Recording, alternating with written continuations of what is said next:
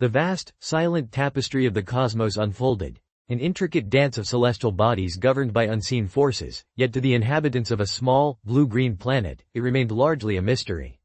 For Dr. Ellie Arroway, however, the universe was not a distant, abstract concept but a living, breathing entity, a boundless frontier waiting to yield its secrets. From her earliest days, a deep-seated fascination with the stars had taken root within her, an almost visceral connection to the distant points of light that peppered the night sky. Unlike others who found solace in the warmth of human connection or the comfort of familiar routines, Ellie found her truest calling in the cold, precise world of radio astronomy. She was a woman driven by a singular, unyielding quest, to listen. To listen for anything, any whisper, any faint murmur that might pierce the cosmic silence and confirm humanity's deepest hope. That we were not alone.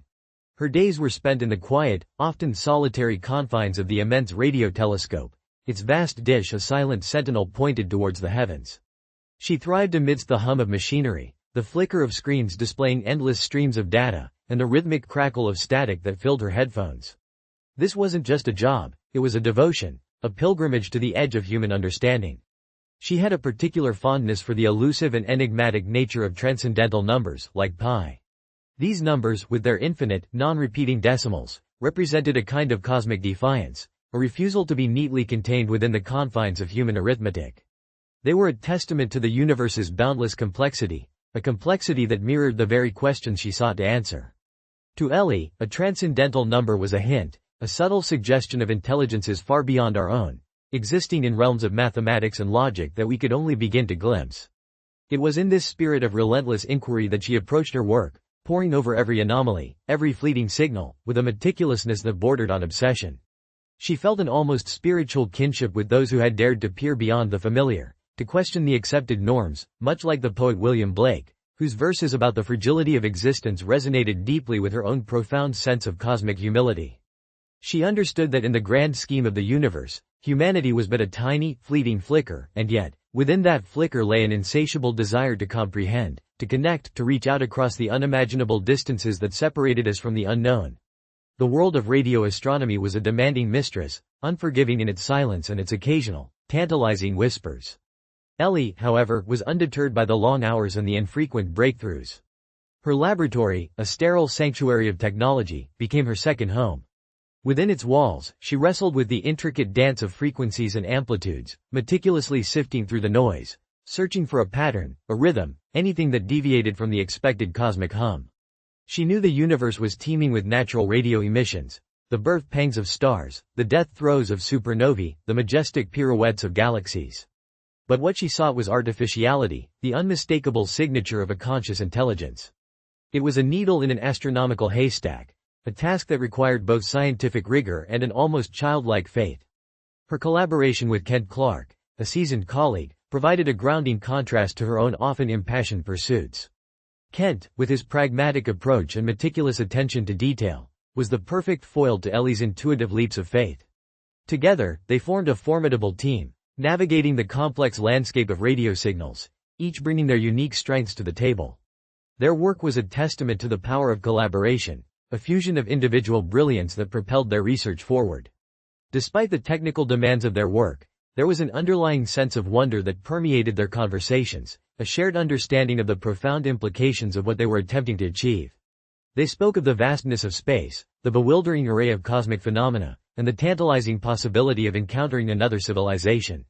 These were not mere scientific discussions, they were philosophical debates, existential ponderings that stretched the boundaries of human imagination.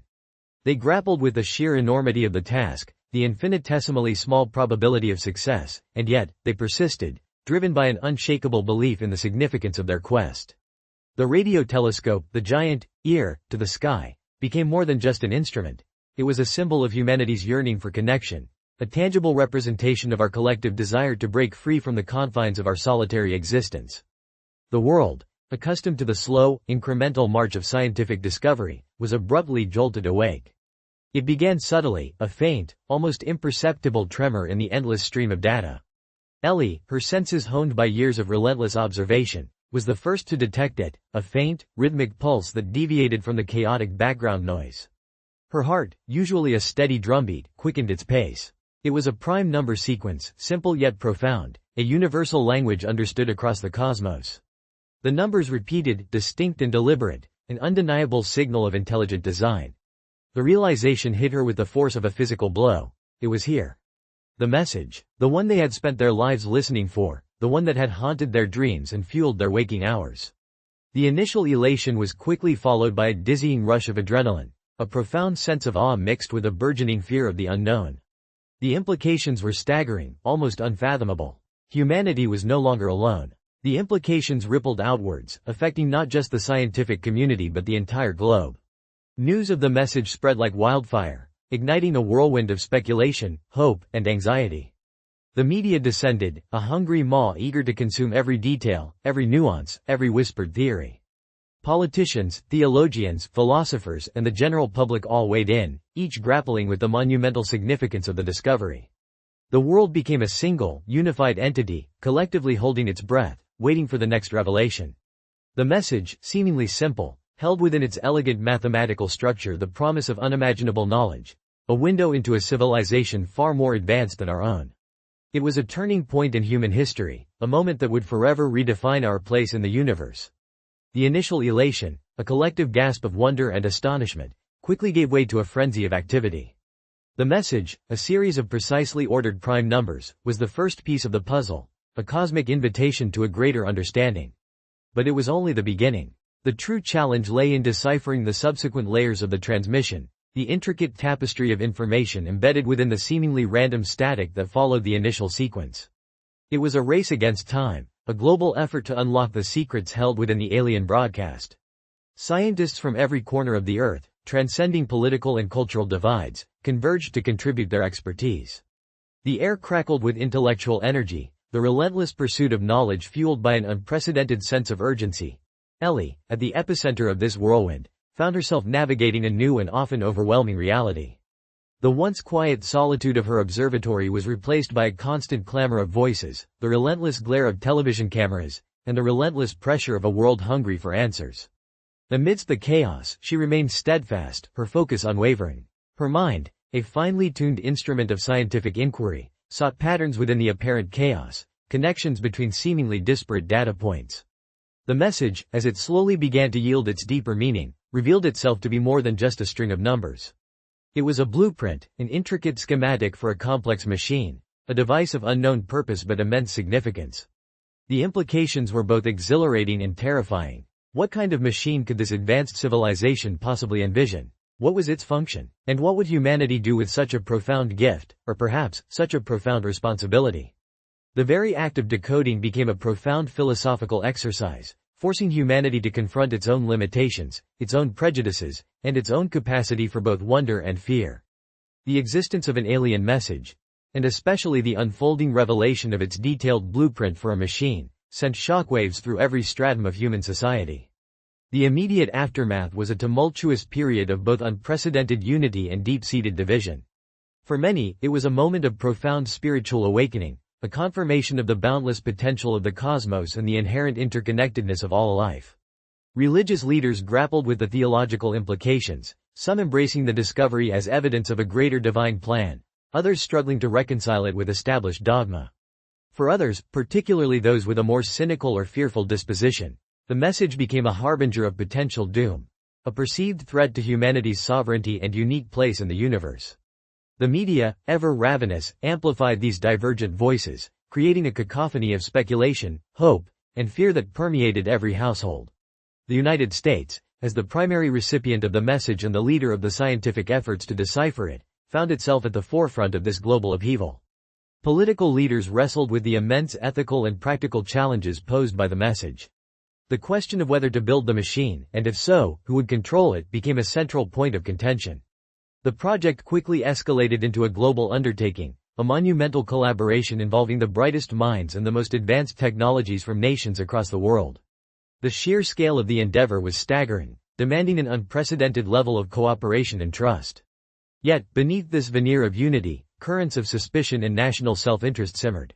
Each nation, while ostensibly working for the common good, harbored its own anxieties and aspirations regarding the potential benefits and dangers of this alien technology.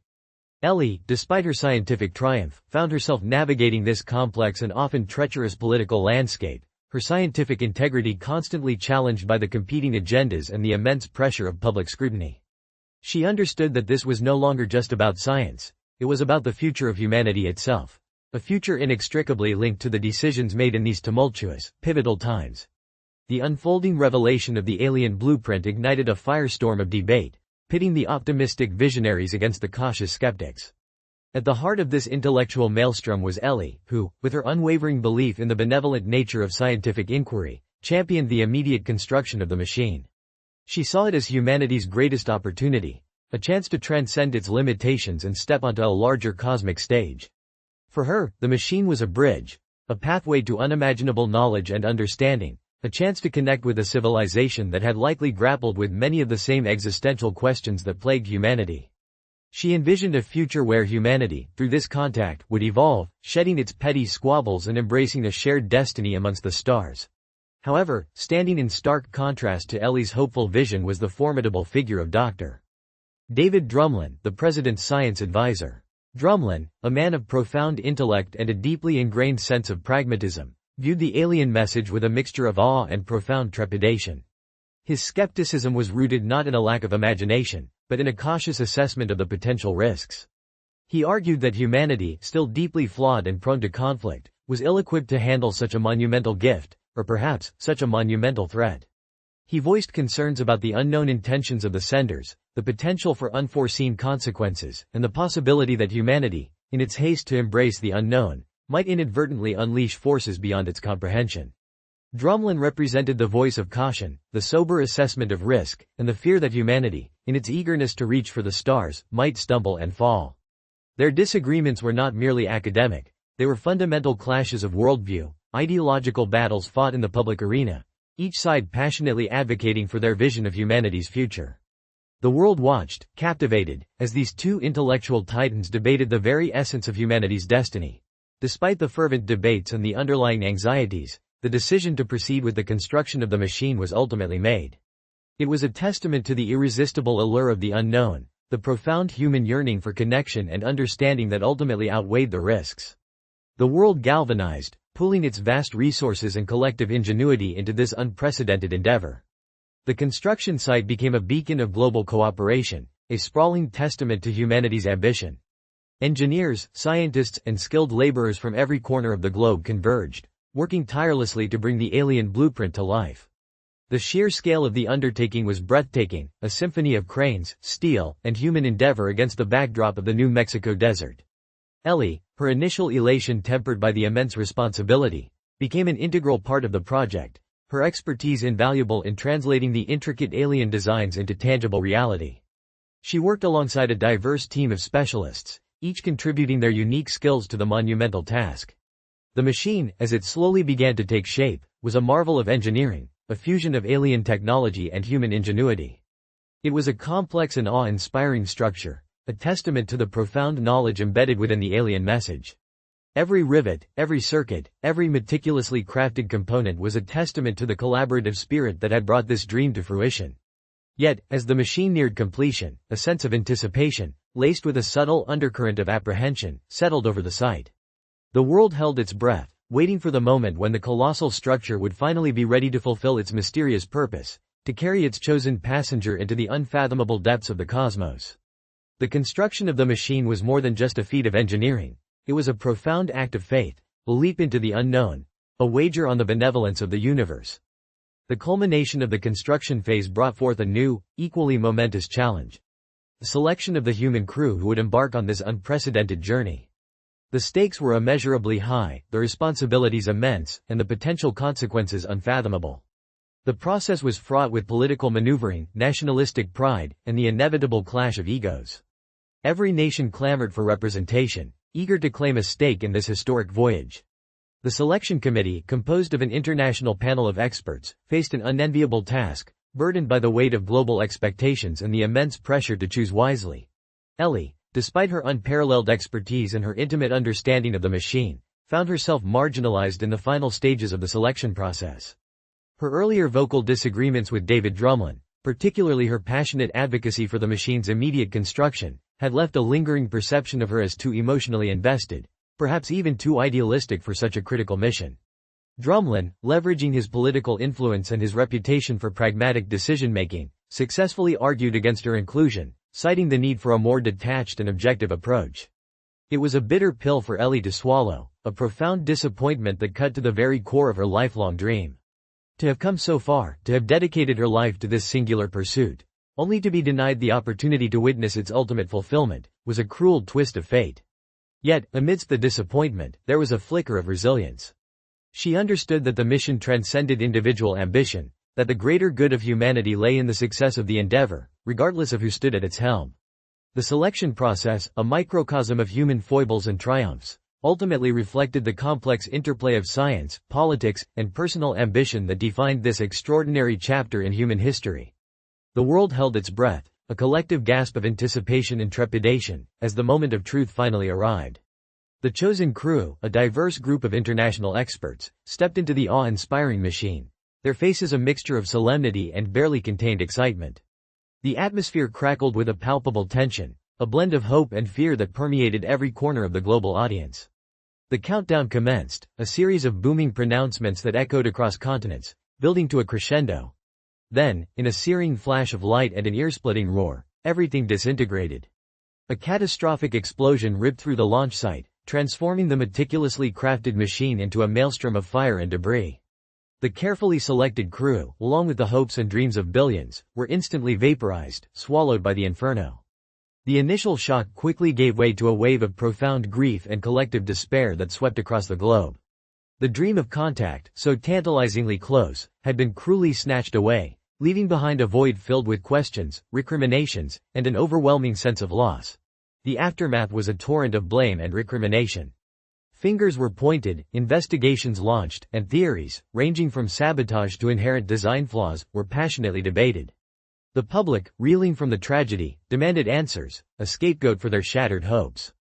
The incident plunged humanity into a period of profound disillusionment, a chilling reminder of the inherent dangers of venturing into the unknown.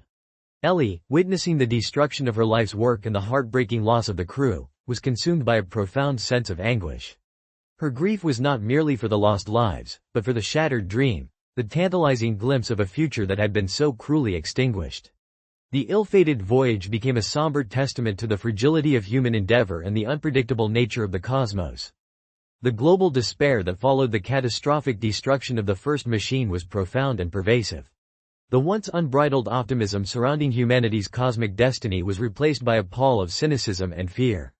The dream of contact, so vividly imagined, seemed irrevocably shattered. Yet, amidst the ashes of disappointment, a flicker of hope began to stir, almost imperceptibly at first, then with increasing intensity. The alien message, it was revealed, contained not one, but two complete blueprints for the machine. The discovery, initially overshadowed by the tragedy, slowly began to rekindle the embers of ambition. It was a second chance, a cosmic do-over, a testament to the persistent curiosity and resilience of the human spirit. Ellie, though still reeling from the profound loss and the bitter taste of being excluded from the first mission, found herself once again at the forefront of the renewed efforts. Her expertise, now tragically proven invaluable, was no longer questioned. The world, chastened by the first failure, recognized the indispensable nature of her singular dedication and her unparalleled understanding of the alien blueprint. Despite the lingering grief, a renewed sense of purpose ignited within her. This time, the construction was approached with an even greater degree of caution, a meticulous attention to detail born from the painful lessons of the past. The debates surrounding the second machine were just as intense, but now infused with a heightened awareness of the risks and a deeper appreciation for the profound implications of success. The world, collectively, held its breath, daring to hope once more, recognizing that this was perhaps humanity's last, best chance to make contact. The second blueprint was more than just a technical diagram. It was a symbol of humanity's enduring quest, a testament to our unwavering desire to understand our place in the vast, bewildering universe. The second machine, a phoenix risen from the ashes of its predecessor, stood ready. This time, the selection process was meticulously re-evaluated, and after much deliberation, Ellie was finally chosen as the sole human passenger. It was a decision met with a mixture of relief and apprehension. Relief, that the most qualified individual would finally embark on the journey, and apprehension, at the immense burden placed upon her shoulders. The world watched, breath held, as Ellie, dressed in a sleek, functional suit, approached the colossal structure. The air crackled with a silent tension, a collective prayer whispered across continents. As she stepped inside the machine, a strange, ethereal hum enveloped her. The interior was a marvel of alien design, a seamless blend of technology and organic beauty. She was strapped into a seat that cradled her body, a sense of both profound isolation and exhilarating anticipation washing over her. The countdown began, slower this time, each digit resonating with the weight of expectation. Then, with a gentle surge, not the violent explosion of the first attempt, the machine came to life.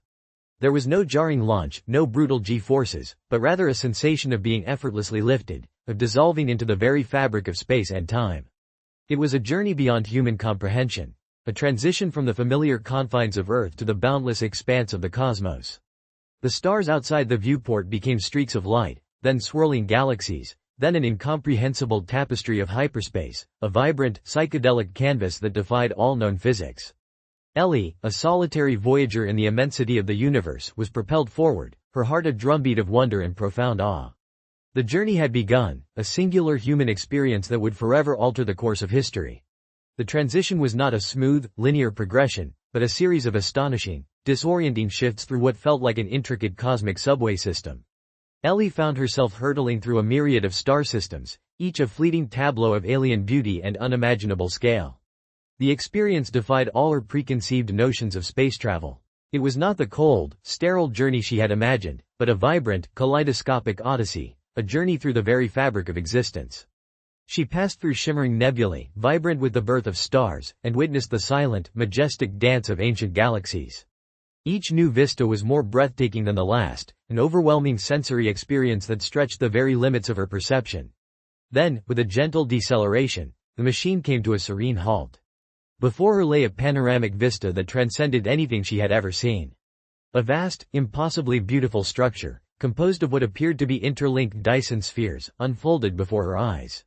It was a cosmic edifice of unimaginable grandeur, a testament to the ingenuity and power of the civilization that had created it. This, she instinctively knew, was the true destination, the meeting point with the architects of the message. But the wonders did not end there. As she looked closer, Ellie began to discern fleeting, almost ghostly images, reflections of her own past, interwoven with glimpses of what felt like humanity's future. There was a moment where she saw her deceased father, his face etched with warmth and familiarity, his hand reaching out to her. Then, moments later, she saw a future version of herself, older, wiser, observing the very scene she was experiencing.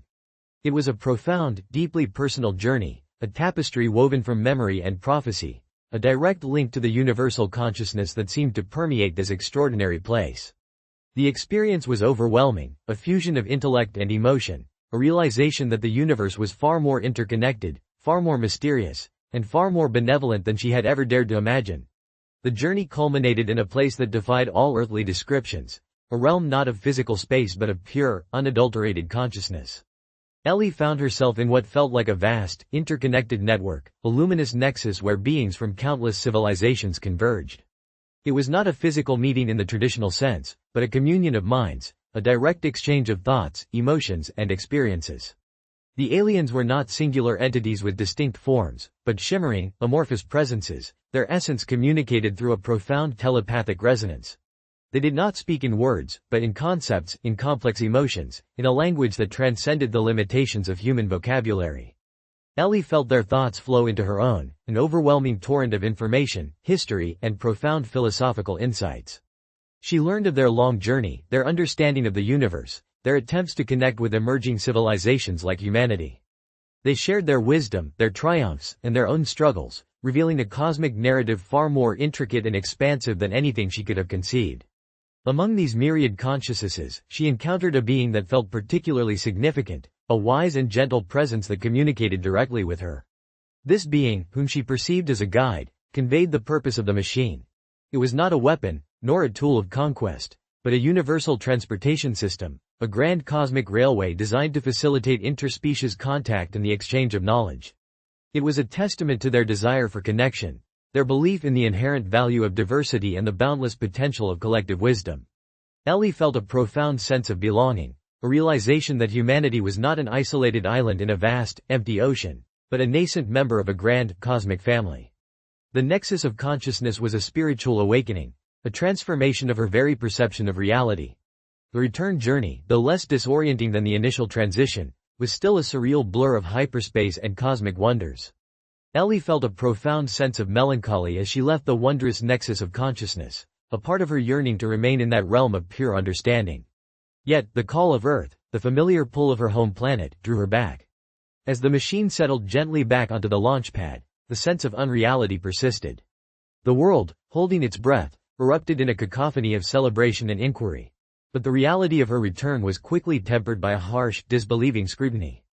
While Ellie had experienced hours, perhaps even days, within the alien network, only mere seconds had elapsed on Earth. The profound discrepancy in time was a major point of contention, a seemingly insurmountable obstacle to the credibility of her story. There was no tangible proof, no alien artifact, no photographic evidence to corroborate her extraordinary claims. She recounted her experiences with fervent conviction, her words imbued with the raw emotion of a profound spiritual encounter. She described the nexus of consciousness, the telepathic communication, the benevolent nature of the alien beings, and the awe-inspiring architecture of the Dyson spheres. But to a world accustomed to empirical evidence, her narrative sounded like a fantastical dream, a hallucination born of extreme stress or perhaps even a deliberate deception. The political and scientific communities, initially eager for a triumphant narrative, quickly became skeptical, then openly hostile. David Drumlin, who had now been chosen to represent humanity's official voice, publicly dismissed her account, framing it as a psychological breakdown, a byproduct of the immense pressure and isolation. He presented a calculated, rational counter-narrative, one that emphasized the technical aspects of the journey while carefully omitting any suggestion of alien contact or conscious interaction. The world, craving certainty and tangible proof, largely sided with Drumlin's pragmatic dismissal. Ellie found herself isolated, a solitary voice crying out in a wilderness of disbelief.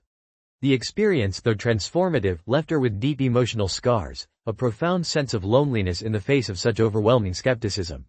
The journey had been a triumph, but the return was a battle for the truth, a struggle to reconcile her profound, subjective reality with the objective demands of a skeptical world.